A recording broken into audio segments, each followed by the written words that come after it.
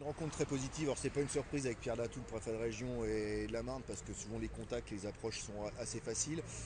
Et surtout d'ailleurs, je vais commencer par sa conclusion, il a dit qu'il avait vraiment pleinement conscience de l'importance économique de l'agriculture dans un département comme le nôtre. Donc pour lui, il voulait à tout prix mettre tout en œuvre pour que ça se passe pour le mieux.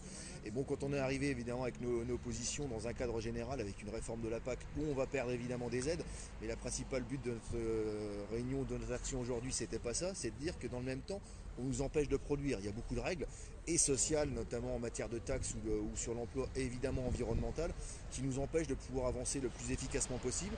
Et là-dessus, le préfet s'est engagé, il nous a dit sur la directive nitrate, effectivement, si vous n'avez pas encore été concerté, je m'engage à signer une réunion sur le mois de décembre, à laquelle je participerai personnellement. Donc on a bien senti que dans l'engagement, en tout cas dans la vision qu'il en a, dit on veut bouger. Et derrière, sur l'ensemble des règles, sur la compétitivité, c'est pareil, il va à tout prix organiser une forme de rencontre pour pouvoir avancer, savoir ce dont a besoin l'agriculture et les agriculteurs du département de la Marne pour pouvoir améliorer encore leur compétitivité, en tout cas voir les règles qui pourraient empêcher ou limiter cette compétitivité. Moi, l'objectif, c'est ça. Aujourd'hui, on s'est associé à l'agriculture, au mouvement du Nord-Bassin parisien, de la FNSEA Nord-Bassin parisien, donc une douzaine de départements.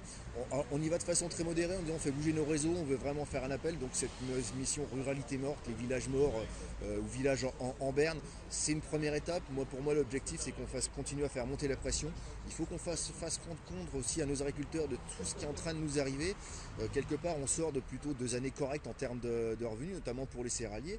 Malgré tout, on voit bien que les limitations et les limites qui vont nous arriver, notamment avec la chute des prix qui peut nous arriver, on voit bien que pour l'élevage, c'est très compliqué, que toutes les règles qui s'accumulent, que cette politique agricole qui nous arrive là va pas du tout dans notre sens, encore une fois, et ne va pas du tout dans le sens de l'élevage local, qu'on puisse continuer à bouger et se faire entendre. Donc j'espère bien qu'on aura dans les prochains jours, en tout cas des mouvements qui ne doivent pas être que marnais ou régional. Il faudrait vraiment qu'on ait encore sur l'aspect grande région, voire un mouvement national pour dire écoutez, il y a un vrai ras-le-bol par rapport à toutes les contraintes sur lesquelles qui nous empêchent de produire.